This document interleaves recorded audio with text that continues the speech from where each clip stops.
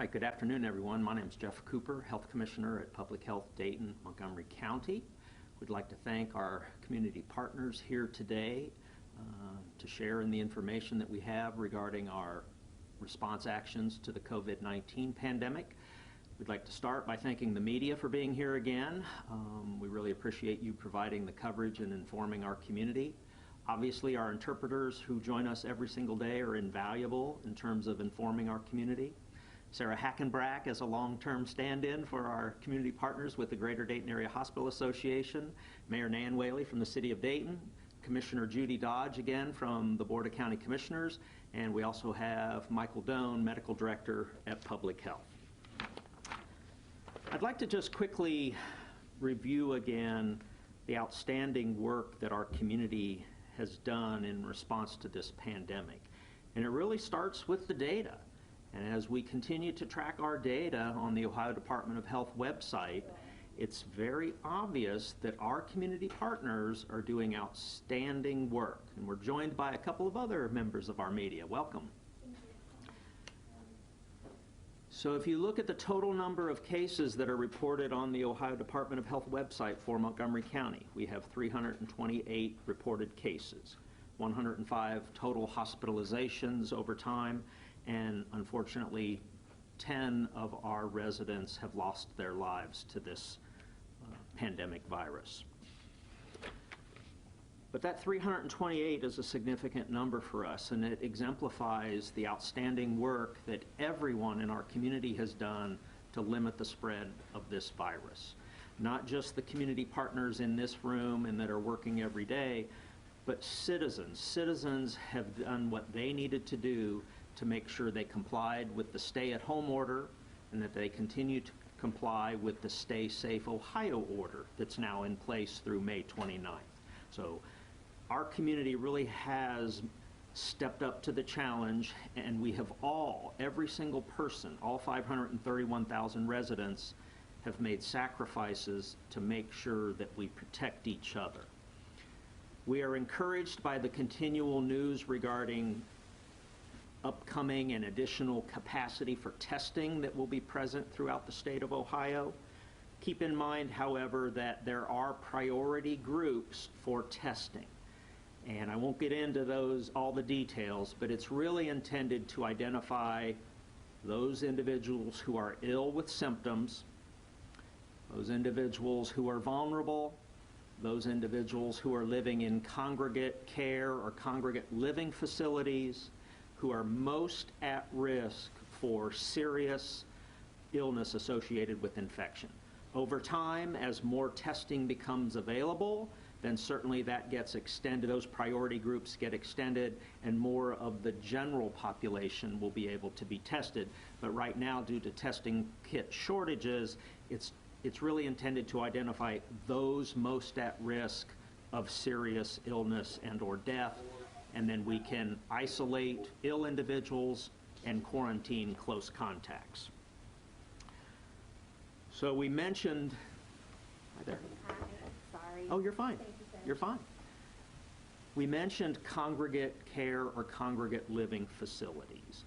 Keep in mind, as more of our economy is opened up and more businesses come back reopening, we know that we will see an increase in cases. It's simply a function of how this virus is transmitted. As more and more people interact, come into close contact with each other, we are going to see an increase in cases. And we're especially concerned about cases or clusters that may occur in those congregate care and congregate living type facilities. So keep in mind, we have 39 skilled nursing facilities in Montgomery County, 40 nursing homes, 8 correctional facilities, 5 hospice locations, as well as a multitude of mental health and or substance abuse residential treatment centers. We need the capacity to respond rapidly as a community to do contact tracing for cases that may occur in those facilities, and then make sure that we are able to identify all close contacts that may have been in those facilities, and that we can then quarantine those individuals. So there have been a variety of community partners who have reached out to public health, and we thank you. And they have offered to assist with contact tracing. Please know that public health is doing what we can right now to try to develop our overall plan for how we need to do contact tracing over the next 12 to 18 months. And as we get further along in that planning, then we'll reach out. Once we know what that is, we'll be able to answer specific questions from community partners who have offered to assist with contact tracing to support this public health initiatives.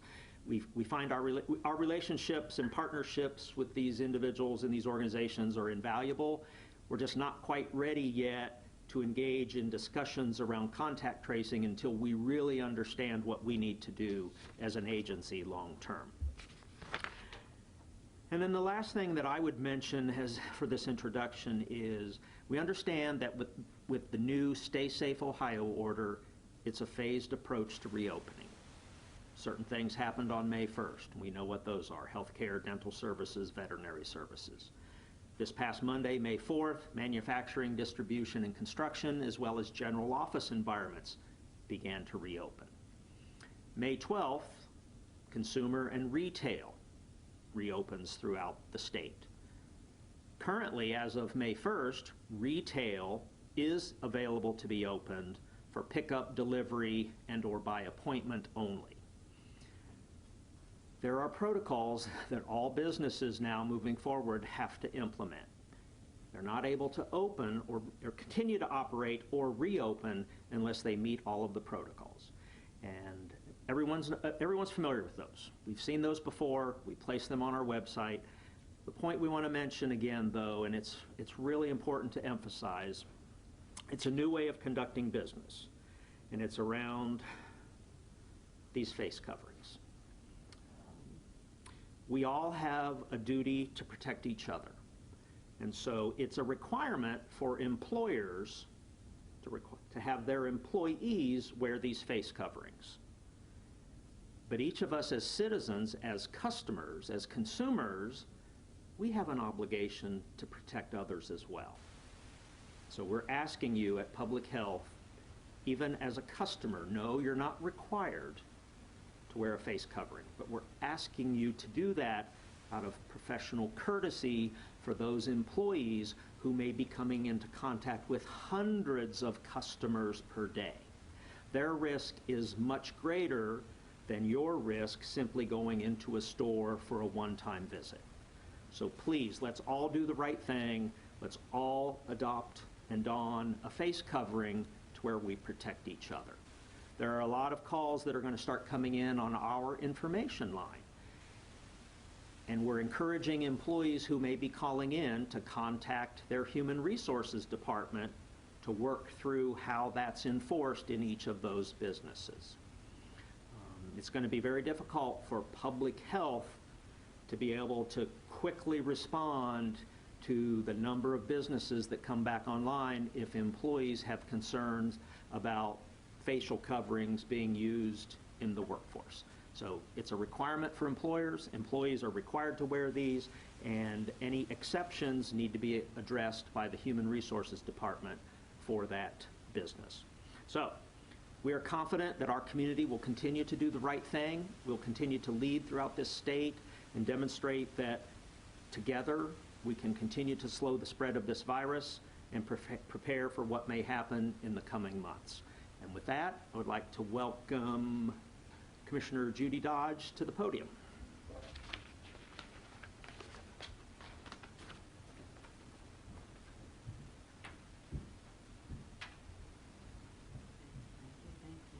Well, good afternoon, everybody. It's a pleasure to be here today.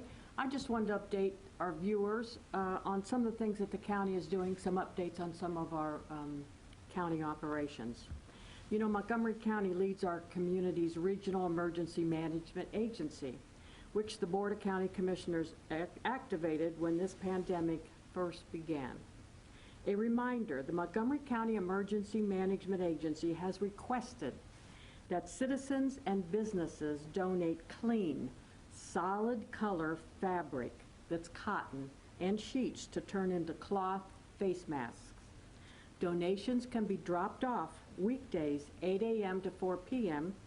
at the St. Vincent de Paul loading dock, which is located at 945 South Edwin C. Moses Boulevard.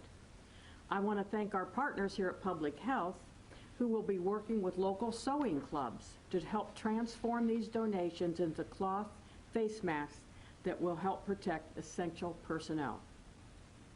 Our emergency operations team is also working with United Way and local nonprofits to coordinate volunteers to help with the pandemic response. Now, if you want to sign up to volunteer or request volunteers, please visit our website at mcohio.org, mcohio.org. Now, our Job and Family Services. So many people and families are struggling right now here in our community. Our Job and Family Services team has continued to work throughout the crisis, processing applications for food and cash assistance as well as Medicaid. These programs have helped so many people already. In the past 6 weeks, we processed 8,663 more SNAP recipients and 9,343 more Medicaid recipients right here in Montgomery County. We have also received over 2,000 applications for the $1.2 million in money we were able to use for COVID-19 prevention, retention, and contingency funds. I want to take a moment to thank our family assistance caseworkers who handle eligibility and applications. They are working hard to keep up with the volume of applications and requests for help from our citizens. Food insecurity. We are also supporting Homeful's efforts to help deliver fresh produce and food items to vulnerable residents in homeless, permanent support housing programs through the Community Development Block Grant funds in the amount of $7,000. Additionally, Montgomery County has increased financial support to the Senior Resource Connection to meet the significant increased food needs of our senior citizens. $60,000 in funding was provided through our Human Services Levy and will provide more than 9,000 emergency home-delivered meals to our seniors. Preschool Promise.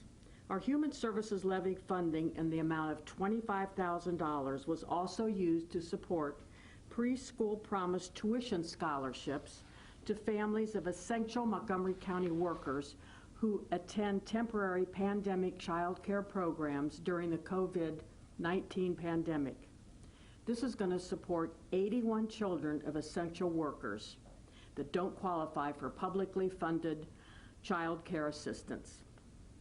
Our businesses. For our local businesses, I'd like to direct you to connect with Business First, a collaboration of economic development organizations that provides valuable resources and support for local businesses.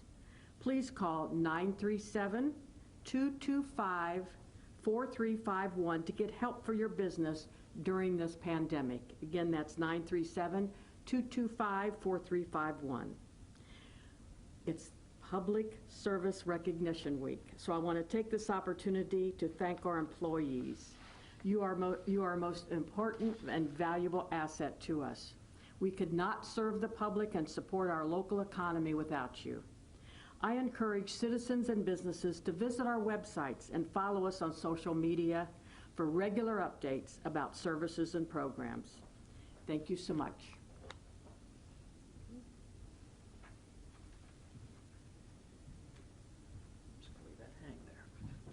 Thank you, Commissioner Dodge. Next, we'd like to welcome Mayor Nan Whaley.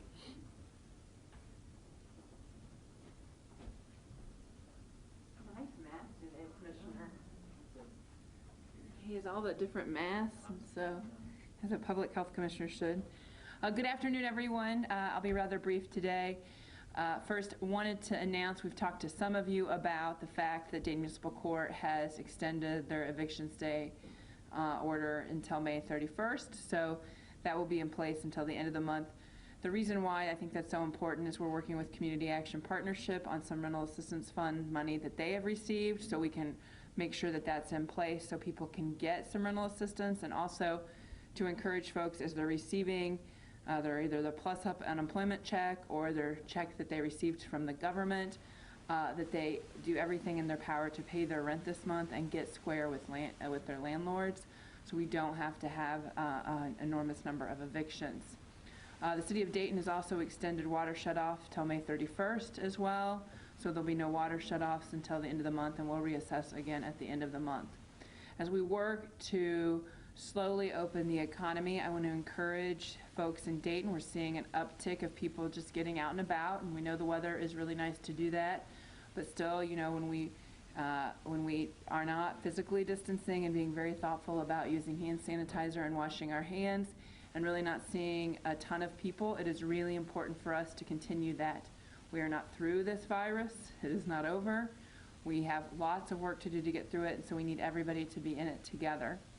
As I think about it, making sure we wear masks, encouraging everyone to wear masks, I think a lot of the generation called the Greatest Generation, who did amazing sacrifice for this country during World War II. And the things that we asked them to do and that they did on behalf for the collective good of the United States made them amazing patriots.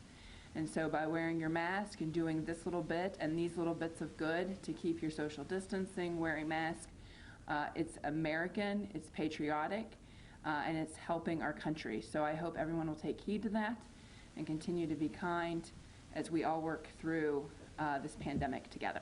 Thanks, Commissioner.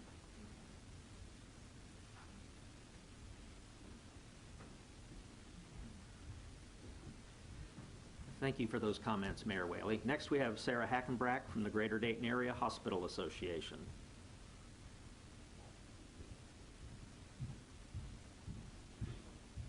Thank you, Commissioner Cooper, Commissioner Dodge, and Mayor Whaley. Hospitals in our region are slowly beginning to turn back on the knob for elective surgeries in our region.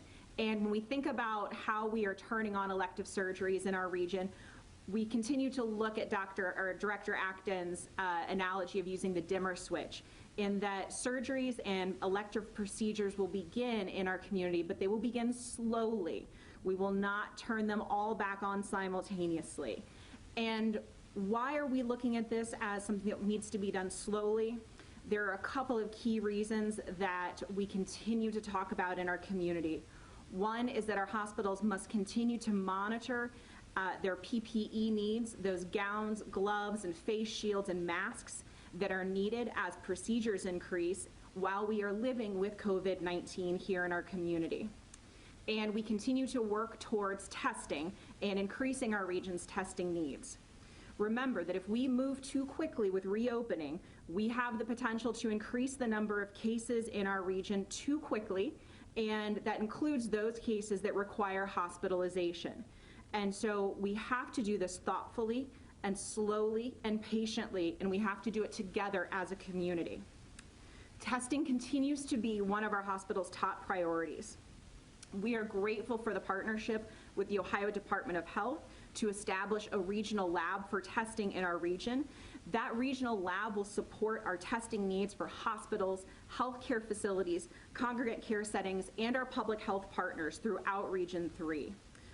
Once our regional lab is fully operational, it will allow the collection kits that we have through our public health partners and other healthcare providers to be sent to a regional lab here in our local community that has the same, if not faster, turnaround time for those lab results as our other labs throughout the state of Ohio, connected maybe to the Ohio Department of Health or the Ohio State University lab, or other labs throughout the entire state.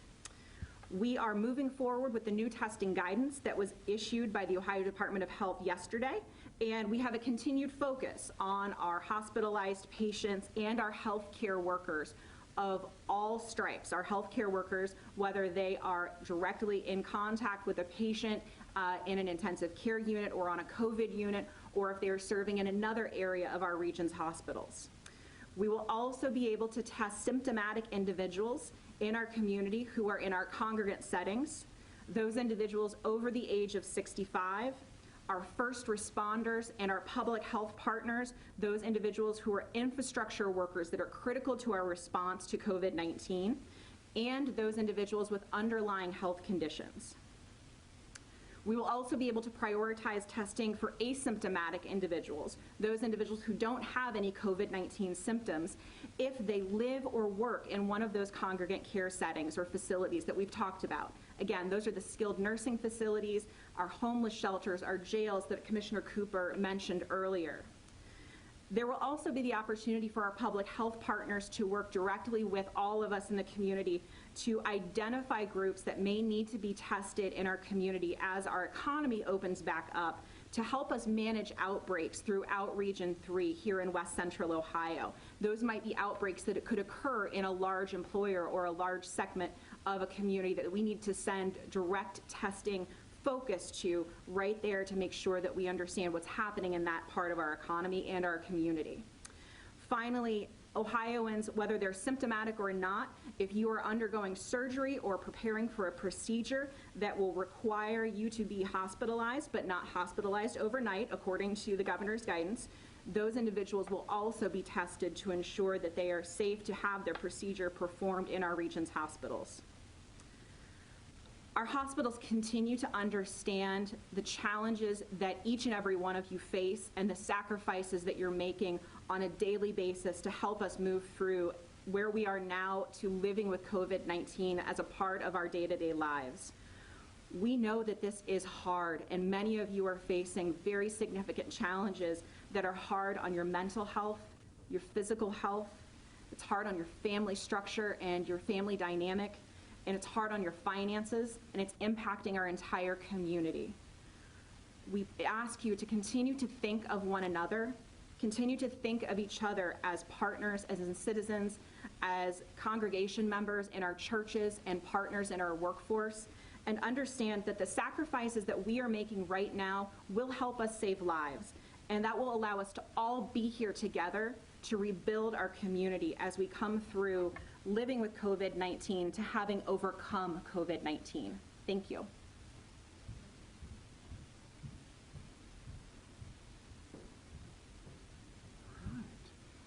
Are there any questions? I have a question. What individuals or organizations offer to help with contact tracing? So we've had just several that have reached out to us. We've been in discussion, just had some initial conversations with a couple of the universities. We've had a couple of individuals email us just saying they're associated with this entity that does that type of work. And so I think it speaks volumes to the fact that so many individuals and so many organizations want to help. I think as we identify what our plan is at Public Health long term, we'll be in a better position to determine whether or not we can actually have an agreement or use the services that some of these entities are suggesting. It's just very early on. We're just learning now from a planning standpoint what we think we may need long term. Keep in mind, as we've heard from the director of the Ohio Department of Health, there are currently about 685 employees throughout all health departments in Ohio that are doing contact tracing. And over the next 12 to 18 months, we anticipate, based on their estimates, that workforce is going to need to be around a total of 1,800 individuals employed at health departments, all 113 health departments around the state. So we're trying to get a sense of what that looks like for us. Can you talk about what exactly contact tracing is and why it is important? Sure. So the question is, what is contact tracing and why is it important? And so I'll start that, and then we also have Michael Doan, our medical director, in the back, who yeah, well, I mean, always a crowd favorite. So one of the tools for public health, and it pertains to controlling the spread of disease, communicable disease, is we want to be able to rapidly identify those individuals who have disease to where we can prevent the spread to others. So contact tracing, as we are provided information, there are reportable diseases that have to be reported to the health department. We have a list of those, and they're broken down by class A, B, and C. And they have to be reported to us within a designated period of time. What we do as public health, in terms of then making sure that we minimize the spread of that disease, is we contact those individuals who we know are either confirmed to have the disease or are perhaps probable with disease or suspect.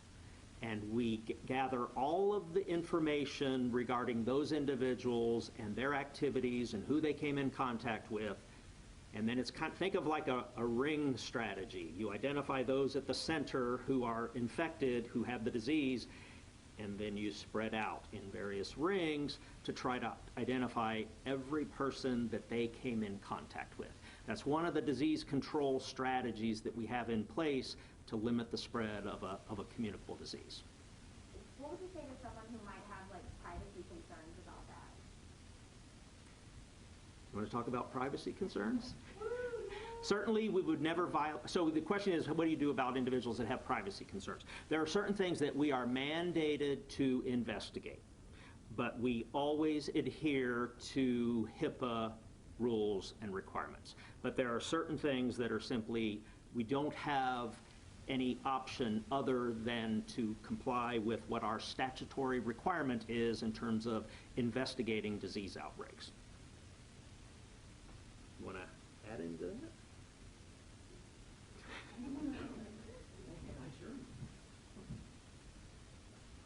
The commissioner just talked about HIPAA. I'm Michael Doan, the medical director. In fact, we're public health. We're not a hospital. We're not a medical provider. So that most of what we're doing is not covered by HIPAA, all right? We're collecting, as he said, information that we are legally obligated to collect. And we're doing activities such as contact tracing that we are legally obligated to perform. The same way that if we get complaints from a number of people saying we all ate at, Joe's restaurant or something and we got sick, then we have an obligation to go find out what's going on there. So that the greater good, if you will, is our interest in public health. And as you can tell from everything that's gone on all across the country, people have been asked to sacrifice. There have been limitations on people's movement. There are other kinds of limitations that come in as we try to protect all of our health. And so that's the kind of the basis from which we start. So that what we might usually think about in terms of my sort of autonomy, my ability to make decisions, sort of gives way to an equal ethical concept, which is the common good. And so the problem with ethical concepts is that none of them take precedence over the other. So it's always a matter of, in a situation, deciding which of those is sort of more important. So we do follow confidentiality. As with notifications, we don't call and say, oh gosh, you hung out with Joe Smith and he's got this disease and we're calling you because you got exposed. What we say is, we have information that you may have been exposed to an infectious disease. We'd like to talk to you about that. Now, as it happens, many people can figure out that it was Joe Smith, okay? But that's just because of the nature of the relationships or whatever. So that we try and protect that, but at the same time, we're trying to protect Mary, who was together with Joe. And we've got a responsibility to her and to protect her as well as to protect Joe and his confidentiality. So that's kind of how that works. What was the other question that you just answered? Oh, the contact tracing? Just to kind of put it into perspective, if we go back to the restaurant again, and we go to the restaurant and we say, look, all these people say that they came here and they all have the potato salad. There's something wrong with their potato salad. So what do? Well, we get rid of the potato salad. You try and separate people from the source of the infection. In this case, it's person-to-person transmission, so that the source of new infections is other people who are already infected. And so the whole idea is to find the people that are infected and keep them from transmitting it to somebody else. The same way as you take the potato salad away, we sort of take the person out of circulation, stick them in an isolation procedure at their home or wherever. We also then say who else might have been exposed to it, and if they might be infected, then we also need to watch them carefully and make sure that they don't pass it on, because that's the only way that this infection keeps going. That's why it's important as we start to sort of circulate again and people begin to mix with other people, that we're wearing the masks and that we're doing the distancing and that we're taking care that we aren't transmitting this, because it's only in people. We're not getting it from our dogs, we're not getting it from our cats, we're not getting it from the food or the water. It's not very likely we're gonna get it from surfaces. And so it's really other people, and trying to cut off that transmission so that we keep it under control. Does that make sense? Absolutely. What kind of diseases in the past have we done contact tracing with that kind of help? We do contact tracing all the time. Anything that is person to person. Okay, so tuberculosis is one. Classically, tuberculosis in this country came under control because we were able to identify people with TB and do contact tracing and isolation with it. Sexually transmitted diseases, okay? Talk about privacy issues, all right? So that we've got experience about being able to talk to people about, you may have been exposed to a sexually transmitted disease, we need to talk to you about that. You know, depending on people's sex lives, they may be able to figure out who it was or who it wasn't, okay? HIV is a sexually transmitted disease, so that there are a number of things that we're looking at all the time. So the contact tracing is something new in the public vocabulary, but something that's kind of bread and butter public health. And when can we expect public health to have their plan ready to go? We are, I don't have an expectation. I think we've got a number of people, we're trying to move from a situation where in the beginning, what we did is we took volunteers, and we used volunteers. Problem with volunteers is they got other parts of things going on in their lives, and they aren't always there when you want them to be there, and they're at some point going to go back to quit volunteering. It's much more stable and much more productive to have people that are here all the time, that are either contract workers or people on staff. And so we've trained a number of our people to be able to do this so that we can rotate them in as we need them. The other health departments in the region are also looking at those needs. Contact tracing, I think as we've said before, can often be done by telephone and talking to people. It takes a certain personality. You want somebody who can engage people and talk to them and get them to tell them things, you know. And so it's not just a matter of knowing the questions to ask or running through the list, excuse me, microphone, but it's also, you know, somebody that can get that information, do it in a friendly way, because we're really trying to help the people, their contacts, as well as the general public, and trying to assess what the risk may be and what's going to be best for them moving forward.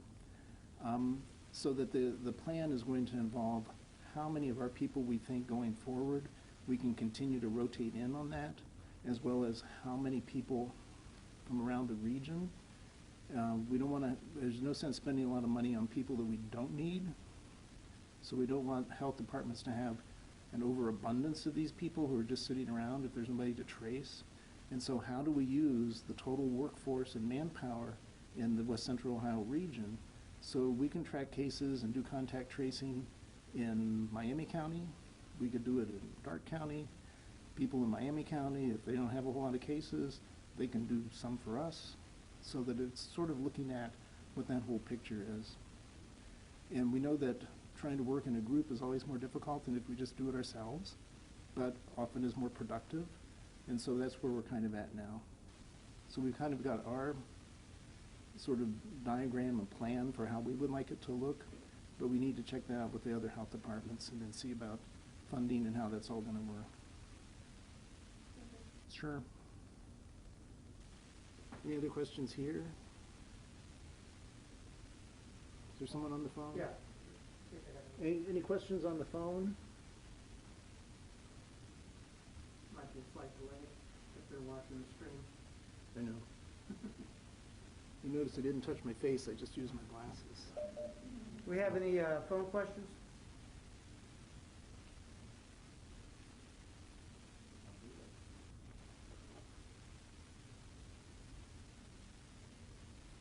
Last call for the phone. I know we had one person there earlier, but they may have had a lead. They got bored. Okay, That's the comment. I guess that's it. No other questions? Thank All you right, very thank you much. very much.